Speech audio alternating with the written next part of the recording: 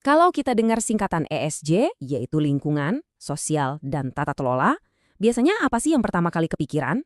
Seringnya kan soal etika, soal nilai-nilai moral, atau berbuat baik.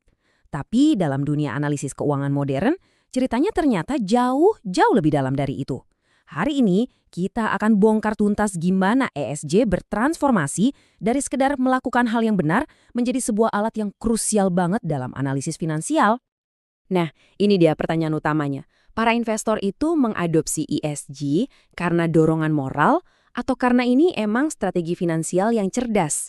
Disinilah perdebatannya jadi panas, yang memisahkan antara idealisme dan pragmatisme.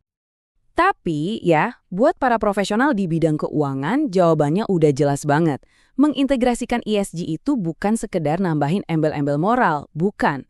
Ini adalah alat penting buat meningkatkan imbal hasil yang udah disesuaikan dengan risikonya.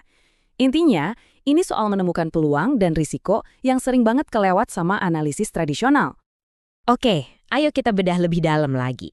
Gimana sih caranya faktor-faktor yang kelihatannya bukan soal duit ini, malah bisa ngaruh langsung ke kesehatan finansial sebuah perusahaan? Nah, kerennya ESG itu gini. Praktik yang baik bisa langsung kelihatan hasilnya di laporan keuangan. Coba deh lihat poin-poin ini. Perusahaan yang pintar ngelola pemakaian energi dan limbahnya misalnya, itu bisa motong biaya operasional gede banget. Plus, mereka juga nurunin resiko kena denda lingkungan atau diatur-atur sama pemerintah. Pada dasarnya, ini soal mengelola eksternalitas negatif, kayak polusi. Sebelum itu semua berubah jadi utang miliaran dolar. Nggak cuma itu loh, ISG juga bantu perusahaan buat siap-siap menghadapi tren global jangka panjang yang masif. Coba pikirin deh, perubahan iklim itu kan mendorong inovasi gila-gilaan di energi terbarukan dan mobil listrik. Atau pergeseran demografi, di mana populasi yang makin tua menciptakan permintaan besar untuk layanan kesehatan. Perusahaan yang sejalan sama megatrend ini bukan cuma bisa bertahan, tapi juga punya potensi bulat tumbuh pesat.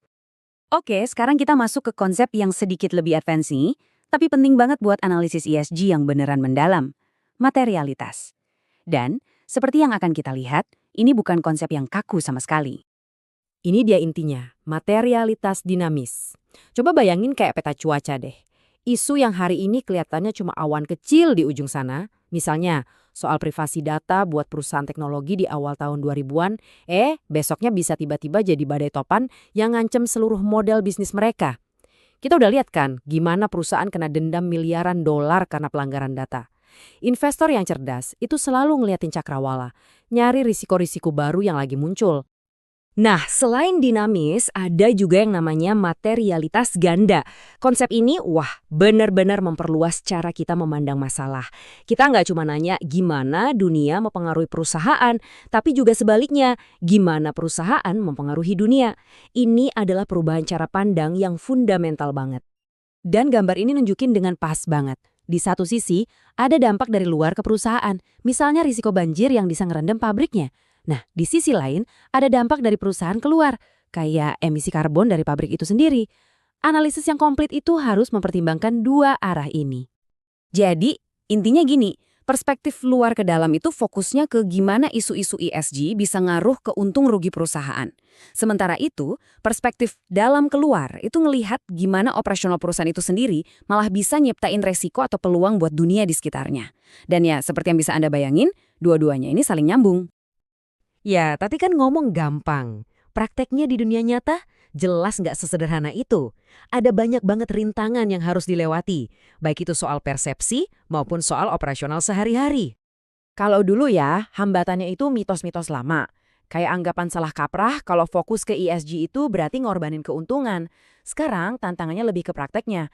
Data ESG itu bisa mahal banget, sumber daya terbatas, dan ada risiko omong doan, di mana promosi ESG sebuah perusahaan nggak sesuai sama kenyataan di lapangan. Oke, sekarang kita bahas yang teknis-teknisnya nih. Apa aja sih yang bikin analisis ESG ini jadi ribet? Tabel ini ngerangkum 3 masalah utamanya. Pertama, soal ketersediaan data. Ampun deh, nggak ada standar pelaporan global, jadi kualitas datanya suka-suka perusahaan aja. Kedua, soal pemodelan. Model keuangan kan biasanya mikirin untung rugi per 3 bulan, sementara dampak ESG itu seringnya baru kerasa dalam jangka panjang.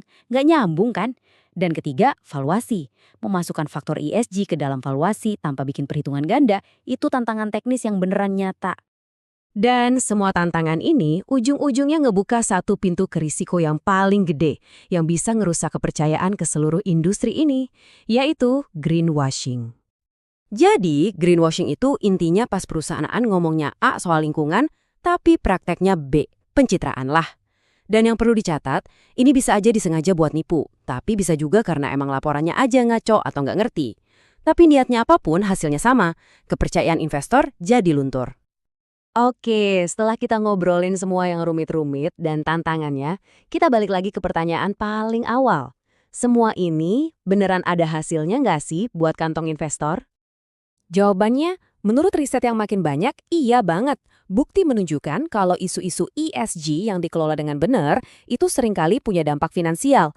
Keterlibatan aktif dengan perusahaan soal isu-isu ini bisa menciptakan nilai yang nyata, dan yang paling penting ada korelasi positif yang kuat antara kinerja ESG yang bagus dan kinerja keuangan perusahaan.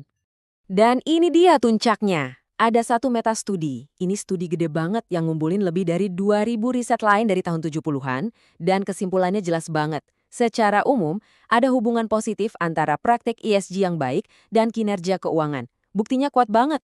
Tapi tentu kita juga harus kritis. Korelasi kan belum tentu sebab akibat. Ini kayak pertanyaan ayam sama telur. Apa perusahaan jadi bagus kinerjanya karena fokus ke ESG, atau perusahaan yang emang udah sukses jadi punya duit buat mikirin ESG. Nah, itu masih jadi perdebatan. Tapi yang pasti hubungannya positif. Ini nunjukin kalau kinerja keuangan yang solid dan praktik ESG yang kuat, itu biasanya jalan bareng. Oke, sebagai penutup, coba kita pikirin lagi soal materialitas yang dinamis tadi. Kalau dulu isu kayak privasi data atau emisi karbon dianggap sepele, pertanyaan buat kita sekarang adalah, kira-kira isu sepele apa hari ini yang bakal jadi resiko triliunan dolar di masa depan? Terima kasih sudah menyimak, kami penasaran banget menurut Anda isu apa nih yang bakal jadi material berikutnya. Coba tulis di kolom komentar ya, kita diskusi di sana. Sampai ketemu di analisis selanjutnya.